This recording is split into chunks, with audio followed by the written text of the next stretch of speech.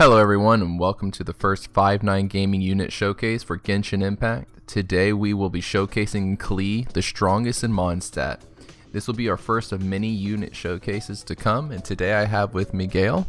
Hello guys, how you guys doing today? Looking forward to talking about KLEE. Sorry for this being a bit later than normal. I know the banner has been out for almost a week and a half or 2 weeks, but hopefully we will be faster from next time on. A lot of planning has to go into doing these videos, so apologies once again, but hopefully you guys get some insight from this, and since the banner is still live, you may change your decision and may want to summon on this banner. Okay, well, real quick, let me go ahead and run through her abilities and then we'll give our thoughts on the unit. First off, her main attack is going to be a 3-attack auto. It's just going to be dealing pyro. It's pretty typical that you've been seeing from your mage units. She has a little bit of technicalities, we'll get into that later, but it is a projectile she can throw. It's pretty fun. Her second, which is going to be her main ability that you're going to cast, is going to be her Jumpy Dumpty. It's going to be a bomb that bounces several times and explodes into several more bombs, again doing pyro damage. And then her last one will be called Sparks and Splash. She's basically just going to add an ability to herself to constantly attack enemies that are in the area as she gets near them, not inhibiting her ability to do any one of her auto attacks, dodging, or etc. She'll just passively deal damage going around her at that point forward. And then I personally did the test run. I appreciated her. I thought it was really fun. I did actually see her before the game was even live and had my eyes set on her because her bombs looked like they would have been a lot of fun to set up. What were your thoughts, Gale, when you tried her out? Of course, she was available for us in the beta for a very short duration, but she was available, and I've used her more then than I did now. Of course, I haven't necessarily summoned on her. I just did the test run as well, quote unquote, and just used her there. I think she's still a lot of fun. A very maneuverable unit, as I mentioned. Like the smaller units like Chi-Chi and KLEE are fantastic for movement as well. But in general as well, she seems like a lot of fun dealing AoE damage. Very good crowd control unit. In my opinion, I do believe she's not my overall favorite by any means, but she's definitely quite high up there in terms of, like, I wouldn't mind summoning for her in the future if I knew what was coming, kind of thing, you know? Well, knowing what I know now, and we'll get into the animation cancel she's capable of, she feels very kind of technical and fun for me, and I wasn't expecting. I thought she was going to be a support unit, but now I'm using her as my main DPS, and I've been having a blast. I think she's definitely going to be the character I'm using going forward, her and Venti. Yeah, no, I agree. I think the main thing with her is that, when you look at her because of the way she deals AoE damage, you think you're going to mainly use her for the elemental reaction, like just set up every unit on fire and then just bring in an electro DPS unit or a hydro DPS unit and go from there. But in actuality, because of her, what she does and, well, everything she does, you can easily get some massive numbers out of her. So definitely mainly a DPS unit. You could kind of make her a semi-support unit, but again, that's not her MO, for lack of a better word. She's not meant to do that. Her main aim is to just get that damage out. I mean, she is known as the strongest fighter in MONSTAT for a reason. Well, let's actually go into, because one of her passive talents is actually why it makes it possible for her to be able to do so much damage as the main fighter on your field. She has a 50% chance to gain what's called an explosive spark. Basically, she has a charge attack that consumes stamina, and this will not consume stamina if she gains explosive spark. So if you spamming your auto attacks and you get this flaming flower that'll float around her, you can just spam her charge attack over and over again. And when we get into her animation cancels, you'll see where this really lets you accentuate her damage. Yeah, no, for sure. I think her passives and Constellation, like, a lot of units tend to have some really good Constellations and passives, but KLEE kind of works really well. And especially one of her interesting passive, it displays the location of all nearby resources unique to MONSTAT on the minimap. I mean, even outside of just damage, for exploration purposes, that's fantastic, because if you look at your battle pass, sometimes in the weekly missions you have something that wants you to find 100 resources in MONSTAT or unique to MONSTAT. That is a fantastic add-on, because automatically you know where these resources are, so you can just pick them up and there's your weekly mission done. Ascension material required, just pop KLEE in your party, you can find those resources as well. So again, her passives and Constellation definitely help her a lot, both in terms of just output damage and just exploration wise. No, it's definitely a wonderful tool. It's almost a reminder when you're seeing your map, figuring out where you're going, that, oh, there's something worth value over here. Let's go grab that really quick. And I definitely, when I first saw that, you get that kind of shimmer on the ground. You can kind of see the items already, and I didn't really put too much stock into caring about it, but it's actually caused me to grab a lot more than I was expecting, so I'm really happy with that. She's got a lot of hidden value there that you wouldn't typically expect. For sure. Let's go and hop into a couple builds that people have been using with her. Now, primarily, when we're going to start off with the artifacts here, but I've been seeing a lot of people saying they like the Crimson Witch and the Wondrous Stroke. I personally am building Crimson Witch set right now. How are you feeling? Yeah, no, I think those are the two best sets you probably want for her. I would say for the Crimson Witch one, I would probably tend to maybe go for a 2-set along with maybe like a Gladiator set so that you can get that 18% attack bonus as well as the pyro damage bonus as well. Because more often than not, she's primarily just going to deal like her own pyro damage, and you might use her alongside, say, a Bennett who's gonna support her, and you're not gonna maybe do a lot of elemental reactions maybe with her, and primarily your burst is gonna be active at all times. You're gonna be using her normal and charged attacks as well. But that's besides the point.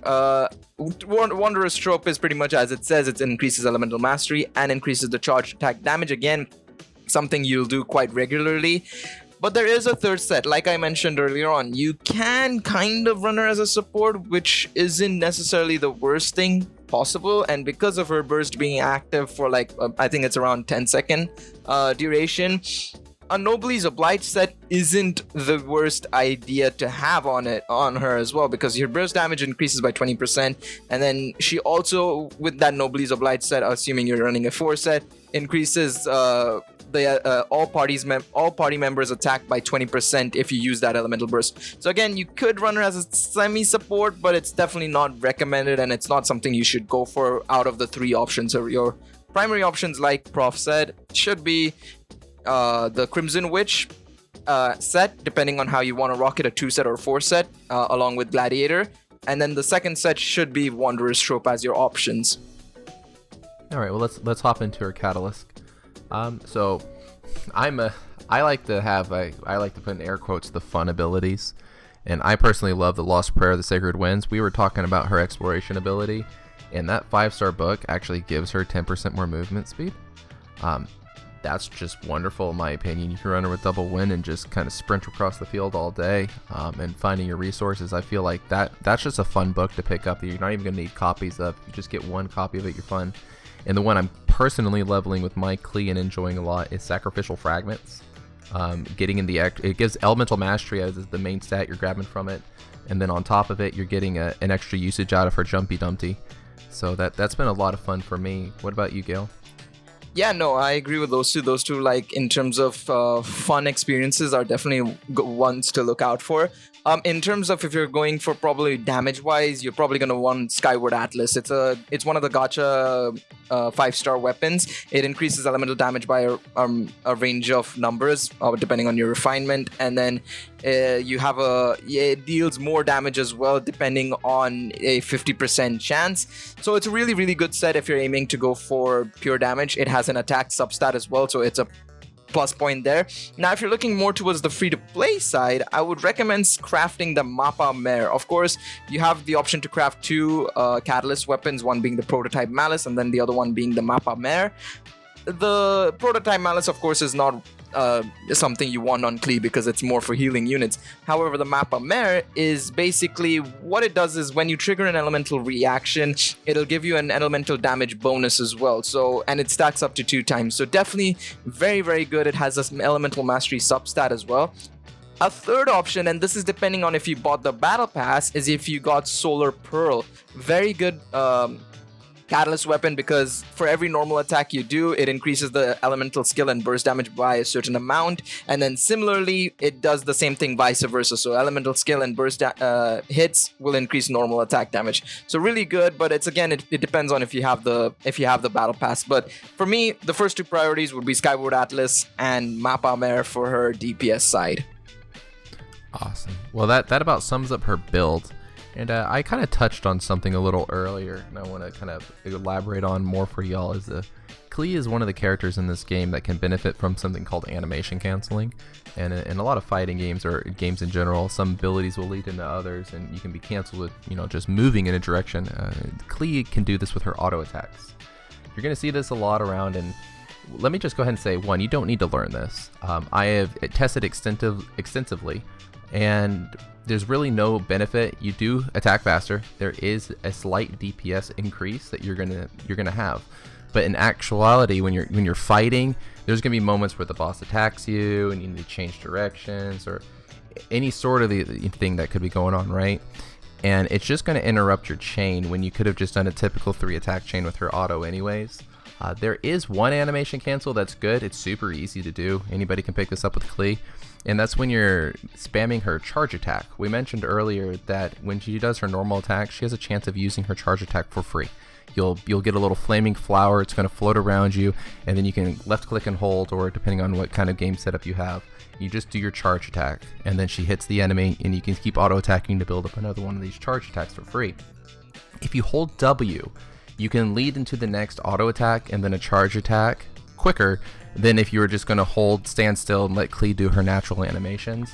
So that is something to get used to doing, but frankly you can't even mess it up. And you should be seeing the footage below right now showing that there's a slight increase, but like I said, it's nothing to sweat about. You don't need to worry about if you're able to use KLEE. You will be able to pretty much max out this unit in typical gameplay. And then lastly we have here is it worth summoning for KLEE? And I would say personally, that depends if you want to play as this unit. I mentioned earlier, I thought she was going to be a support unit. I thought I was going to swap into her, throw a few bombs, and swap into my next unit, and that's just not what I ended up experiencing. I very much am controlling the field with her and playing with her more than anything. So I definitely, if you plan on playing with her, that's how I would go. I wouldn't summon for her as a support. How about you, Gale? I think she's crazy, but like mentioned, it's a very, very... I wouldn't summon for her, honestly, because the main thing is it's so early on in the game. Like, even Venti was hard to recommend. I mean, he's a fantastic exploration unit, as we know, and he's probably one of the better support units on the game, with his swirl damage and whatnot. But it's the same thing of like, it's so early on in the game, you're only experiencing the first 2 limited units, and especially for a lot of people who don't have the ability to go up until pity, it's definitely not recommended, because again, 1.1 is, I think, well, at the time of recording this, about a week and a half away, so more people will be waiting for units like Zhongli, Xiao, Shield, Ayaka, we don't even know when she's coming, and so there's so many more units to come, so many more characters to experience and learn about, that I think KLEE is something that you can skip and wait until she comes back on maybe a rerun banner or something of that sort. Definitely really good unit, especially if you don't have D-Look. She's a fantastic fire unit, but again, you're given 2 fire units for free in Zhangling and Amber, and in my opinion, while Amber is a lighter, you could use them as like fire support / fire DPS, in that order. Or well, Zhangling is a DPS fire unit you can make, and of course Amber is a support fire unit you can run as well. So yeah, I would say try and avoid this. And unless you like the character, I would say recommend avoiding this. She'll come back inevitably. I think there's a lot more units that are going to come that will probably fancy your interest more than KLEE, and probably benefit you more than KLEE. Yeah, I gotta think that anybody that's summoning for KLEE, if they like her, they've probably already summoned for her. They didn't need to listen to this video. She's rather adorable, and that's probably one of my big factors. But no, yeah, she doesn't need to be serving a tool or doing a purpose that they didn't already supply to us through the free-to-play options. But anyways, that's going to wrap up our video here today. Everybody that stopped by, thank you very much for doing so. Please follow us on Twitch, YouTube, and Twitter, and we will be back with more 5-9 content. Yeah, no, thank you all for tuning in. Please leave a like and subscribe as per usual. You can join us in our public Discord as well. It'll be in the description down below. Look forward to what we're going to be doing in the near future. We're going to be doing Zhongli relatively soon as well, hopefully, provided we get the information clear cut on what he does and everything. Give you an idea on what you should expect from him. And of course, as the day comes when 1.1 launches, hopefully we can access his test run immediately so that we can get a video out for you as soon as possible. But yeah, once again, thank you all for tuning in. This has been Gale. I'll leave it to Prof to sign us off. Well, that's me. Have a good one, guys. Peace out.